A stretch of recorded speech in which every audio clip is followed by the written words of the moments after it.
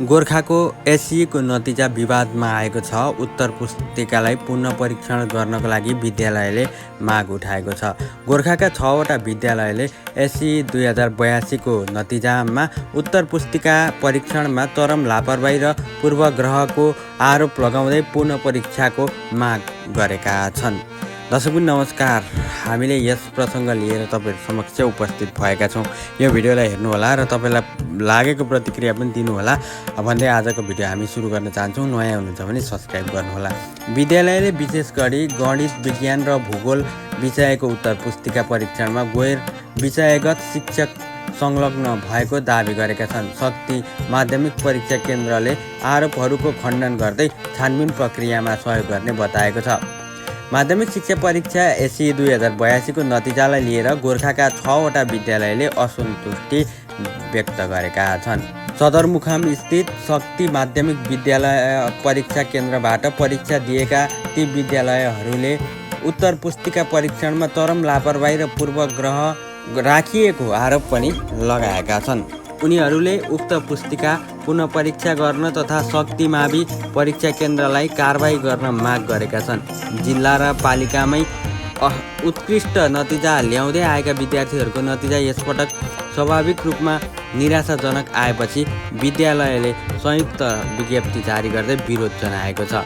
गोर्खा नगरपालिका 9को महालक्ष्मी मावि, वडा नम्बर 10को रत्नराज्य मावि, पालुङटार नगरपालिका 9को त्रिवेणी मावि, आरुघाट गाउँपालिका 2को भवानी मावि, भीमसेन थापा गाउँपालिका 6को नवजागृति चण्डी मावि र गण्डकी गाउँपालिका 6को ज्ञानमार्ग माविले संयुक्त विज्ञप्ति निकालेका हुन्। शक्ति मावि परीक्षा केन्द्रले प्रतिशोधपूर्ण भावनाका साथ परीक्षा सञ्चालन गरेको र गैर विषयगत शिक्षालाई उत्तर पुस्तिका परीक्षण गर्न दिएको आरोप विज्ञप्तिमा जनाइएको छ। विशेष गरी गणित, विज्ञान र भूगोल विषयको उत्तर पुस्तिका परीक्षणमा चरम लापरवाही भएको उनीहरूको दावी छ।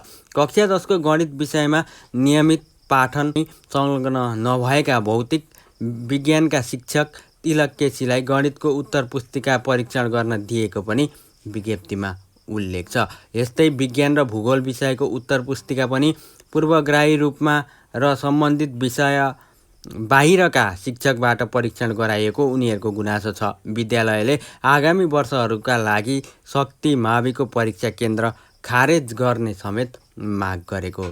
एसई नतिजा पुनःयोग हुन्छ। यदि त्यसमा पनि चित्त नबुझेमा मात्र उत्तर पुस्तिकाको पुनः परीक्षण हुन सक्छ।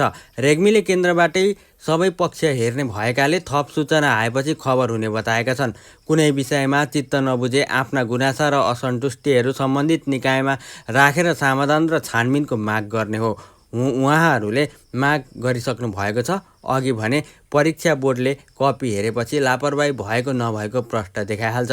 आवश्यक परेमा पुनः परीक्षाको निर्णय पनि केन्द्रबाटै हुन्छ। उनले विषय शिक्षक भन्दा अरूले उत्तर पुस्तिका परीक्षण सम्भव नभएको पनि बताएका छन्। नयाँ पाठ्यक्रम लागू भएको अस्वास्थ्यमा अघिल्लो वर्ष उक्त विषय पढाएको शिक्षकलाई पनि उक्त पुस्तिका परीक्षण गर्न दिन मिल्छ। तर विषय शिक्षक नै होइन, पढाएकै छैन र कक्षामा नै नगएको शिक्षकले परीक्षण गरेको प्रमाणित भएमा त्यो सिधै कारबाहीको दायरामा आउँछ।